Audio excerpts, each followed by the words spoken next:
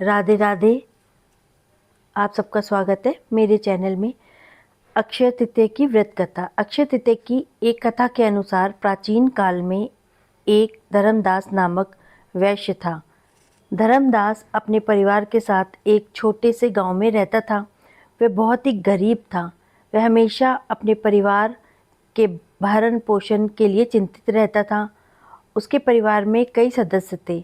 धर्मदास बहुत धार्मिक प्रवृत्ति का व्यक्ति था।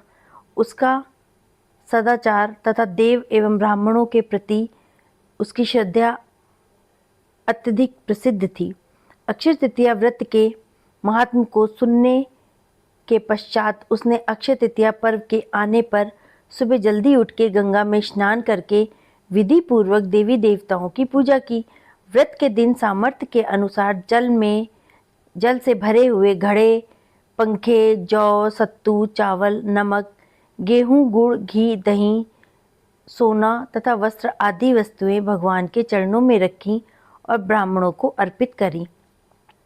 यह सब दान देख के धर्मदास के परिवार वाले तथा उसकी पत्नी ने उसे रोकने की कोशिश की, तो उन्होंने कहा कि अगर धर्मदास इतना सब कुछ दान कर दोगे तो उसके परिवार का पालन पोषण कैसे होगा। फिर भी धर्मदास ने अपने दान और पुण्य कर्म से विचलित वो नहीं हुआ और उसने ब्राह्मणों को कई प्रकार के दान दिए। उसके जीवन में जब भी अक्षय तृतीया का पावन पर्व आया, प्रत्येक बार धर्मदास ने विधि से इस दिन को मनाया, श्री हरि का और लक्ष्मी जी का पूजन किया, दान धर्म और अपना कर्म किया।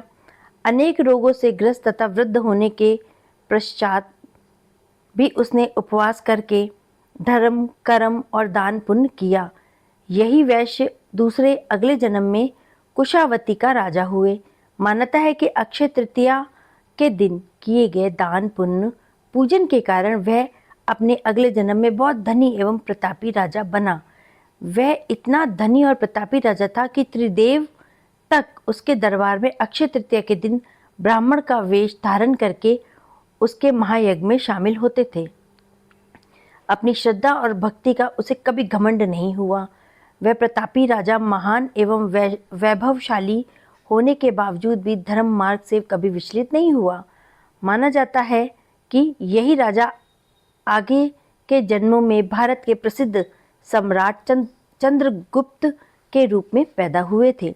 जैसे भगवान ने धर्मदास पर अपनी कृपा की, वैसे ही जो भी व्यक्ति इस अक्षय तिथि की कथा और महत्व को सुनता है अथवा विधि विधान के साथ पूजा और दान करता है, उसे अक्षय पुण्य एवं यश की प्राप्ति होती है।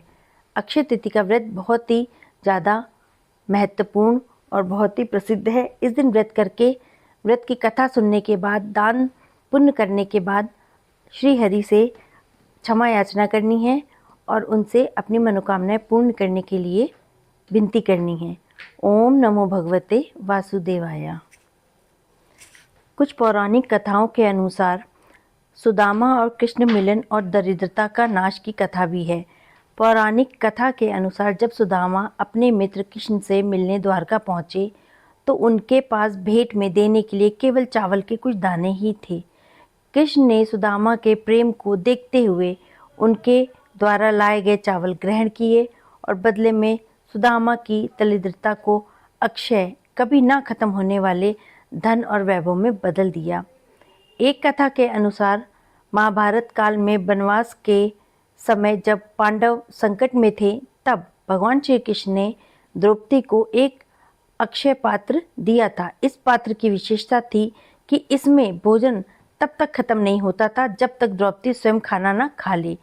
इसी दिन दुर्योधन की योजना को विफल करने के लिए, उसको नकारा करने के लिए कृष्ण ने इस पात्र से दुर्वासा ऋषि और उनके शिष्यों की भूख को शांत भी किया था। एक कथा के अनुसार यह भी मान्यता है कि अक्षय तृतीया के दिन ही माता पार्वती ने अन्नपूर्णा का रूप धारण करके धरती पे अन्न का अभाव दूर किया था। इसीलिए इस दिन अन्नदान का विशेष महत्व भी है। एक कथा के अनुसार, नारद पुराण के अनुसार इसी शुभ तिथि अक्षय तिथि वाले दिन ही भागीरथ के प्रयास करने पर माँ गंगा का धरती पे अवतरण भी हुआ था। और एक कथा के अनुसार यह दिन भगवान विष्णु के अवतार परशुराम जी के जन्म दिवस के रूप में भी मनाया जाता है, जिसको हम परशुराम जयंती बोलते हैं और मनाते हैं। जैन धर्म में मान्यता के अनुसार यह दिन प्रथम तीर्थकर ऋषभनाथ द्वारा 1 वर्ष के उपवास के बाद गन्ने का रस पी के अपना व्रत तोड़ने की स्मृति में मनाया जाता है। अक्षय तिथि का अभूत मुहूर्त कहा जाता है, जिसका अर्थ होता है कि इस दिन कोई भी शुभ कार्य जैसे विवाह, गृह प्रवेश, नई खरीदारी, सोना खरीदना है, कुछ भी आपको नया खरीद फरोख्त करना है, कोई भी शुभ काम करना है, उसके लिए आपको किसी भी पंडित से पूछने की आवश्यकता नहीं है और ना ही किसी शुभ मुहूर्त को निकलवाने की आवश्यकता है। इस दिन किसी भी चीज़ की खरीदारी और दान करने का विशेष फल प्राप्त होता है। ओम नमो भगवते वासुदेवाय।